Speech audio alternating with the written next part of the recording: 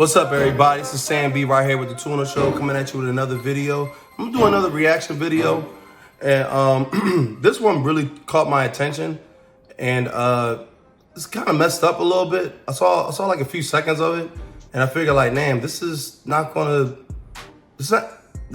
should end right. So, I mean, who knows? We'll see what happens. This is from the Vice channel. It's called "My Wife Hired a Hitman, So I Faked My Death." Yeah, that's all messed up. That's worth a tune-up lookup. Like you gotta check. Hold up. Let's see what's going on here.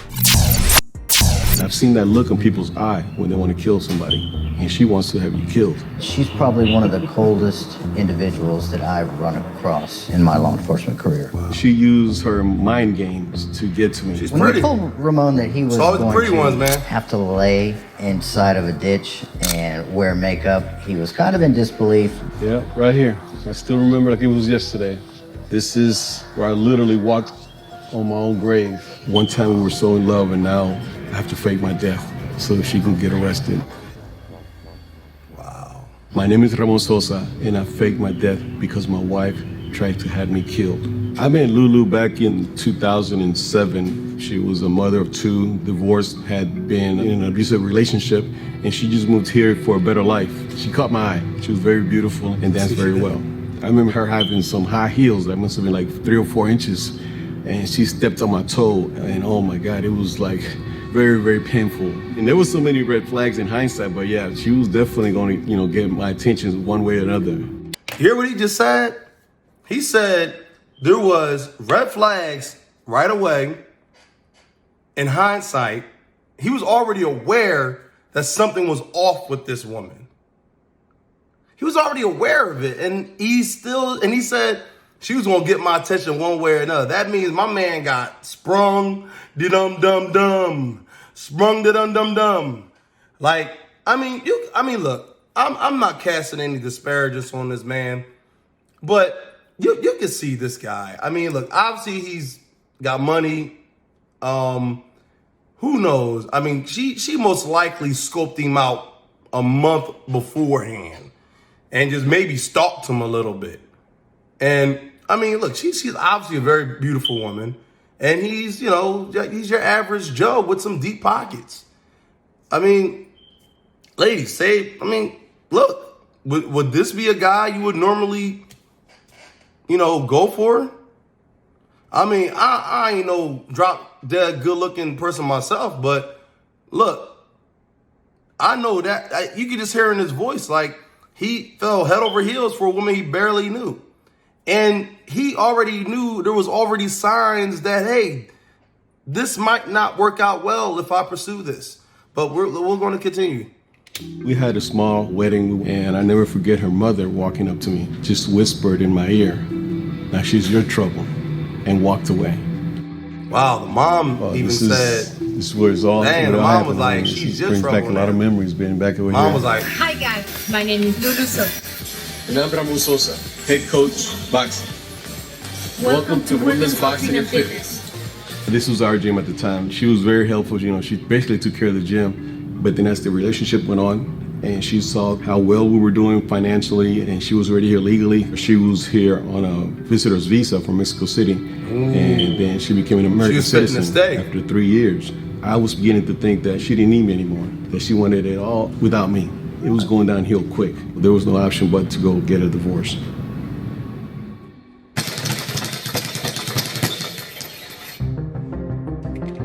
look, everybody has an agenda.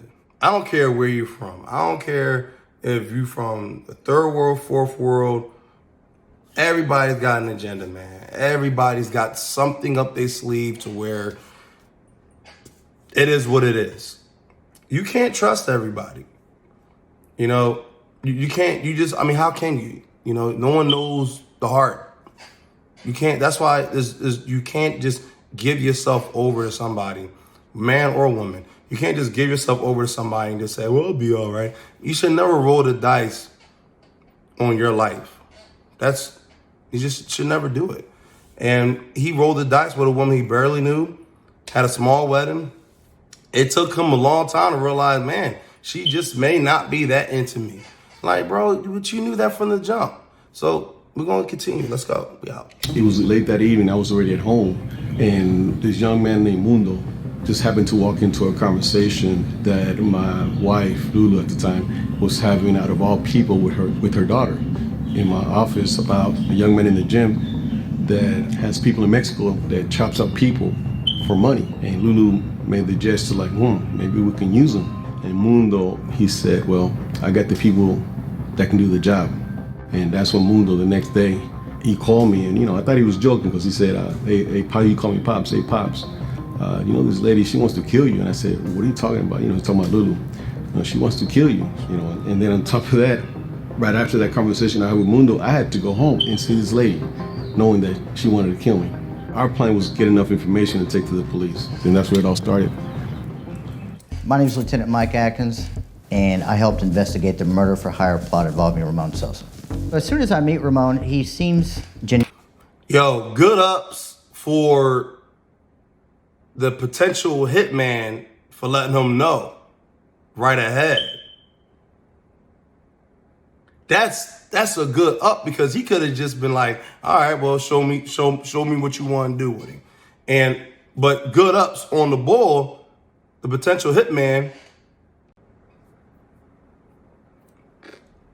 But good ups on him, the potential hitman, for giving him a heads up and say, yo, your wife is foul, bro. She's planning to trying to kill you. So good ups, man.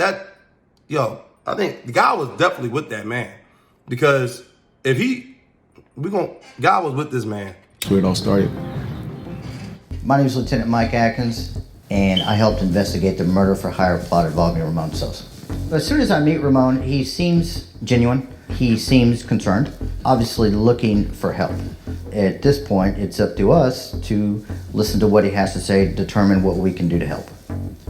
Mundo, while he was working out one day at the gym, overheard Lulu. He obviously got concerned and sort of interjected himself into the conversation just so he could gather some intelligence. ¿Qué pasó, Lulu? Nah, pues nomás ellos, bueno, con lo que usted ofreció, pues de perdido saben que todavía está en serio que quiere que lo maten, todo está bien. Sí. No, sí, definitivo. O sea, de que se lo echen, que se lo echen. No vale madre, eso, ¿no? Y de que les voy a pagar. So the first time the hitman made contact with Lulu, we were in a local liquor store parking lot. If you could turn to the dictionary and look up the word hitman, you would see his picture there. He was that realistic. It's important that it can't be construed that she just wanted him beat up or she wanted him scared. There needed to be a commitment, and there needed to be a trade of some sort of monetary value that would conclude with Mr. Sosa being killed. She came ready. Lulu, out of all things, she said, well, I don't have all the money right now, but when he dies, I can give you the money. He had the life insurance. He already knew how much I was worth after I died. Out of all things, he gave him watches and wedding ring bands and bracelets, my own jewelry as a down payment for my own murder. Damn, what? Crazy. Oh, man. Yo, she's scandalous, man. At that point, it was decided that we are going to follow through, show her pictures of Mr. Sosa just to get her reaction. I think it's important when the jury hear the elements of the crime, they also get to know a little bit about the person as well. They said, look, she's a beautiful lady, mother of two. You guys own a business here locally. She crazy as hell. A lot of people know you. We just don't want to take a chance if we go to a jury trial for one of the jurors to feel sorry for her. So we need to make this case a slam dunk case. They pulled out actual pictures of dead people. They picked that one with the bullet on the side of his head, and they said, this is the one we're going to do on you. Where they dug the grave, you can still see the hole, even though weeds have grown up. Brings back a lot of bad memories, man. Sad memories coming over here. They brought me over here in a SUV that was blacked out. They had me in makeup, put my hands behind my back, even threw dirt on me. And all I could hear was the clicking of the 35 millimeter. And this is my grave site. I had to go in the middle that of a far to dump yard, just. middle of nowhere over here. We have the photos, we have the initial agreement. All we need now is the reaction. Pues, de guapa. So I guess they about to show She her paid him the rest of the money. the picture. And I get upset about how Lulu No. reacted when the officer showed her the picture of me dead. No se levanta ya. He won't wait. She started laughing and She's raising her laughing? hands, and I tell people like she hit the lotto. This is her big shot. Yeah. After I've seen the video, Hold up. No. Yo. When you catch her, like, no trial. No trial. Straight to prison. No trial. No judge. No lawyers. Just straight to prison. Like, she can go in the clothes she gets addressed. She could go in the clothes she gets arrested in and let her change into her prison clothes when she gets in the cell. Like, when you see her, like, you arrest her on sight. And like, don't put her like in the cell where, you need a key. No, just put her in like one of them air seal lock cages, man. Like where you got to seal with a damn blowtorch. Because what? You see the elatedness in her face when she,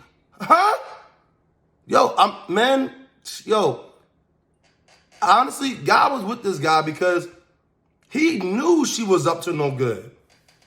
He knew. He just. hundreds of times, it's just still difficult for me to see because he brings back so many bad memories. Naturally, he was heartbroken. But I think deep down he was hoping that she would not take it this far.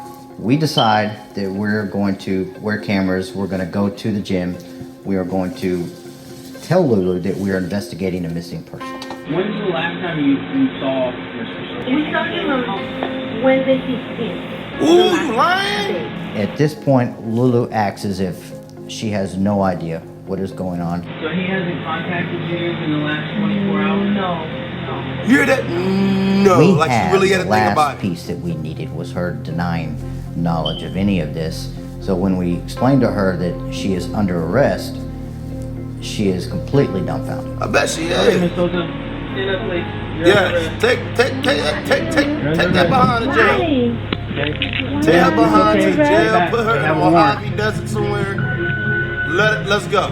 Lulu elected not to go to trial. She elected to take a 20-year plea deal in the Texas Department of Criminal Justice. Because there was so much evidence against her that if she would have gone to trial, she probably would have gotten life in the state of Texas. She took a. I remember at the hearing when she was sentenced, it was a packed courthouse, a lot of media were there, and I forgave her. It was just a release of all the pressure, and I walked away. And she never looked at me once. The reason I'm sitting He here still love talking her. to you is because of the He still decision that love her. Mundo took. And I will forever be in debt with. Bro, you still love her.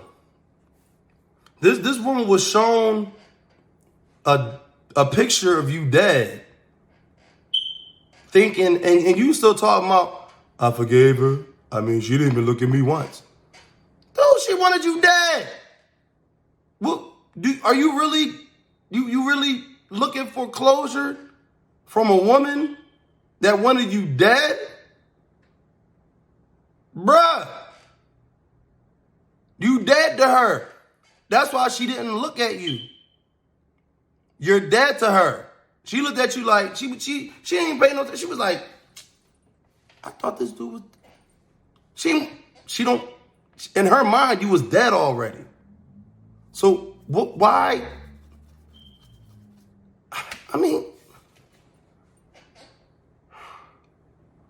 man, y'all, look, let's finish this. Through Mundo for saving my life. I don't think I'll run across another murder for hire plot, at least I hope I don't. But if we do, I definitely know how to handle it. Wow. I mean, there it is, guys. What can I say? What can I say? This is a tale. This is a cautionary tale. It really happened. And my man was that close to death, to certain death, because his wife obviously wanted everything. She didn't care.